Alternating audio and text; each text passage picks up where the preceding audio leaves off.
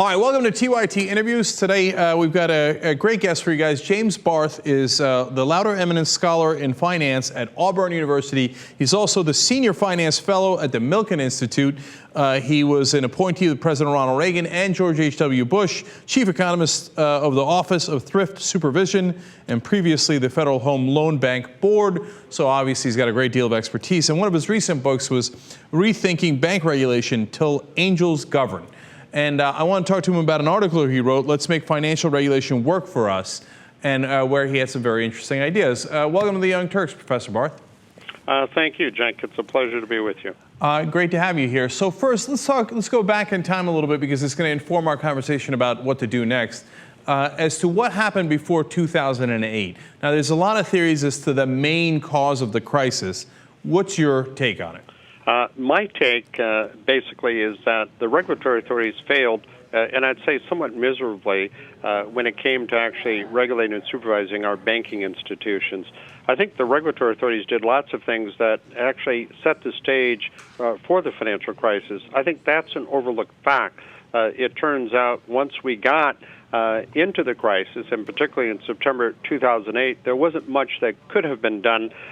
So what my view is that we should look back in time 10 years before the emergence of the crisis and look at what the authorities do. And when we do that, we basically end up with a sad story with respect to the regulatory performance. So on that note, I totally agree. Now, these days, it breaks down to progressives saying we should have done more regulation of the banks to make sure that they were not taking wild risks. And conservatives and Republicans say, no, that's not the case. If we had deregulated the banks more, then the free market principles would have worked, et cetera. So where do you come down on that? Where I come down is perhaps on the side of those who believe that we did not need more regulatory authorities, and we have one more today as a result of the enactment of the Dodd-Frank Act. And it turns out we got a lot more regulations. I think what the real problem was a lack of enforcing existing regulations. The regulatory authorities had all the powers they needed to basically contain the risk-taking by banking institutions. They just simply didn't enforce the existing regulations that were on the books. That's my take. So that's interesting, because it's, it doesn't fit comfortably into the format, which I really like. Because you're not saying that you didn't need regulations. In fact, you're saying you should have enforced the regulations that you had. Now, President Obama, on the other hand, is saying, oh, God, if we had just had these new powers back then, we would have been able to control it. I'm not sure I've ever believed that, because they always say, like, oh, you know what, gosh darn it, we just couldn't do anything about it at the time. Tell me what you think is the fallacy in that argument. Well, yeah, I think it's very easy to point to the fallacy, and that is all we have to do, Cenk, is look over the past 100, 200 years.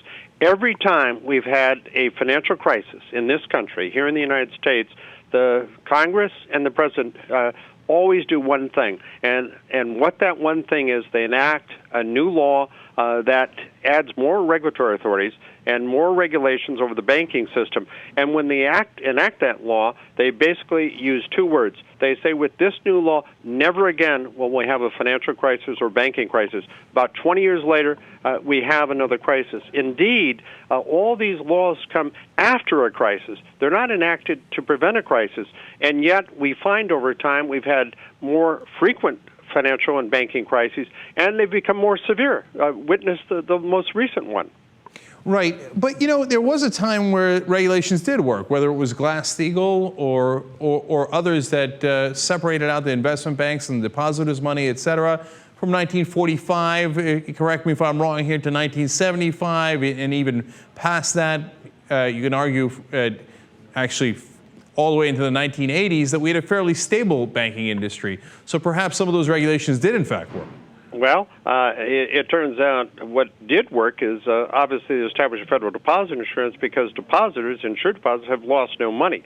That's certainly a plus for depositors, and it was sorely needed. Now, with respect to the Glass-Steagall Act, it was enacted as a result of the Great Depression, and what we find today, as a result of the most recent crisis, we lost basically 3 of our 5 major investment banks. Those investment banks were not bank holding companies. They were not part of the banking system per se. So we had 5 major investment banking companies. It turns out one was allowed to fail, and that's Lehman Brothers. 2 were acquired by bank holding companies, and the other 2 converted to bank holding companies. So that speaks to the issue of the Glass-Steagall Act. It turns out that basically it was the standalone investment banking companies that got into trouble. Well, that's an interesting take on it. I'm certainly concerned if they're losing their own money, that's one thing, obviously, but if they're eventually losing the depositor money or taxpayer money, that's a whole different concern. So, let's turn to why you think the regulators were not enforcing the regulations that were even on the books. It turns out that in a most recent book that I just published entitled Guardians of Finance, Making Regulators Work for Us, it's published by MIT Press, and in that book, what myself and my 2 co-authors argue is that the regulatory authorities are not unlike referees in sports events. They tend to be biased in favor of the whole home team.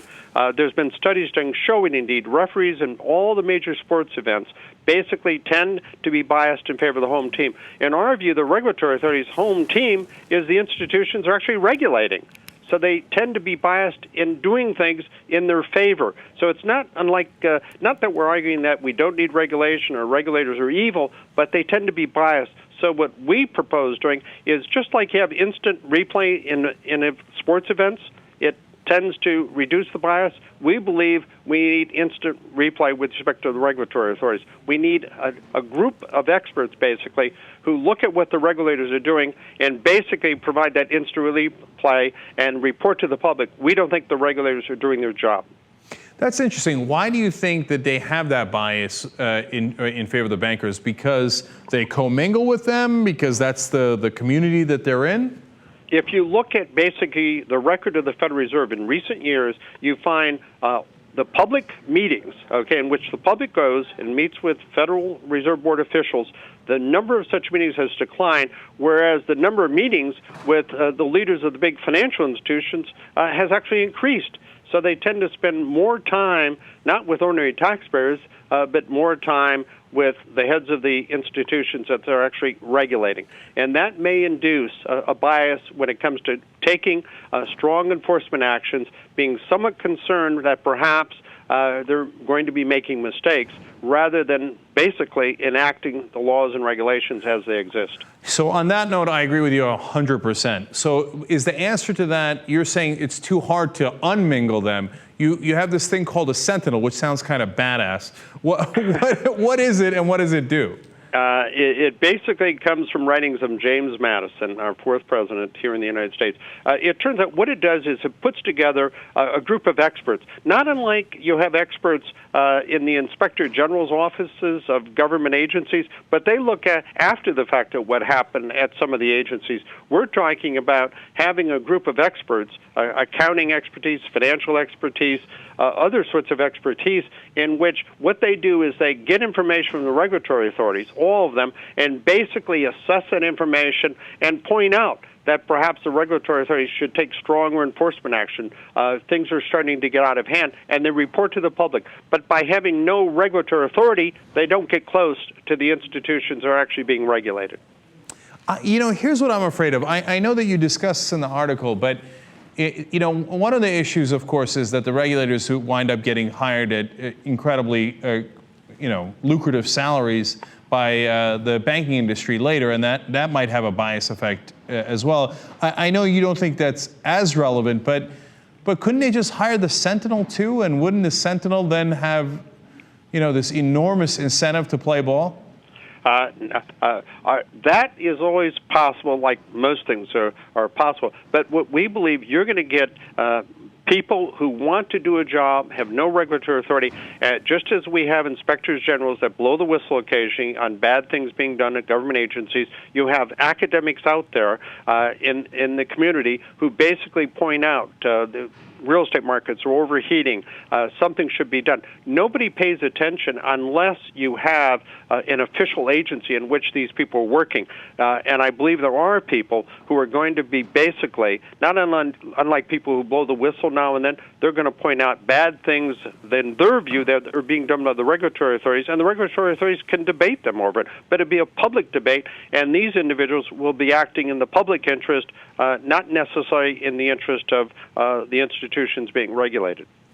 And how about the commingling problem? I mean, isn't it possible that the Sentinel would eventually have a home bias as well? So, you know, should we do a golden cage? I don't know if you know this, but the Ottomans used to keep the heir to the throne in a golden cage in the part of the harem where he couldn't get out because they were worried of what would happen to him if he were in other parts of the palace. So how do you keep the Sentinel removed from the rest of the banking community?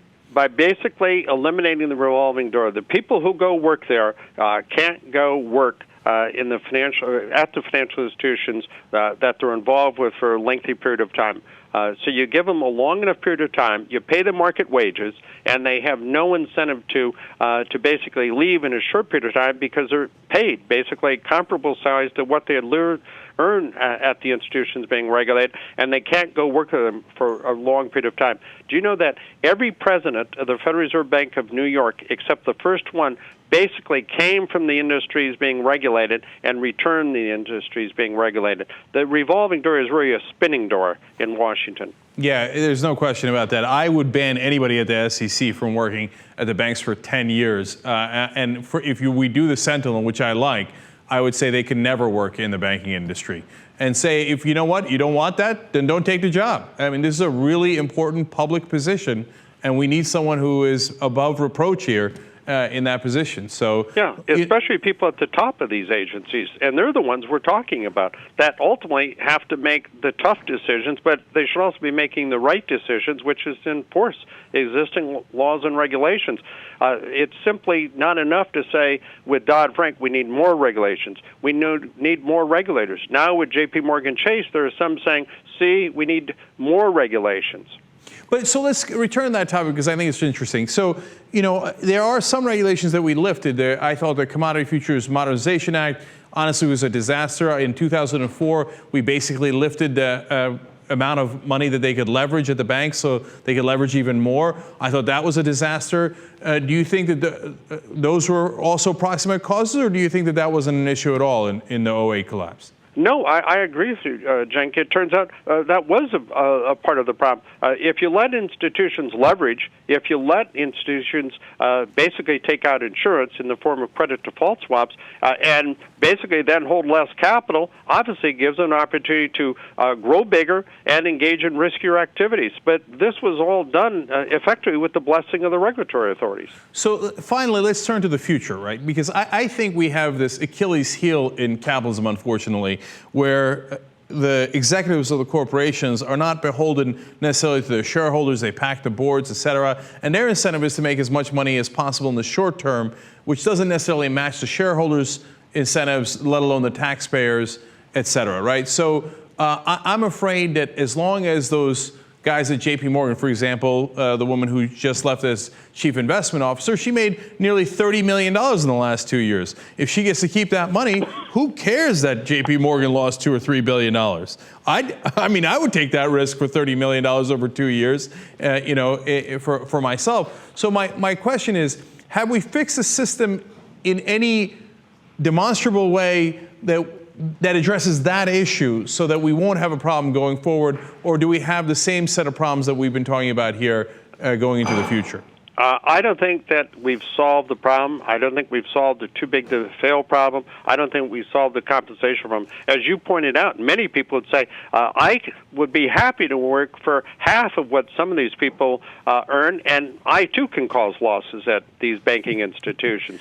So you don't want to pay people exorbitant sums of money for basically generating lots of losses, especially when it turns out the institutions have to be bailed out by the taxpayers. I don't think we've done a good enough job in that respect by far.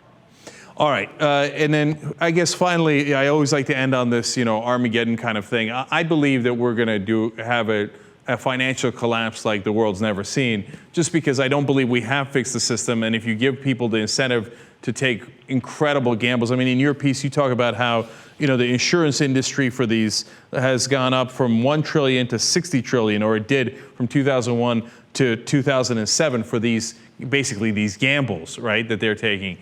I think if you have that kind of money being gambled, people will make mistakes and we won't be able to recover. I'm just trying to see here any way in which it's not set to blow.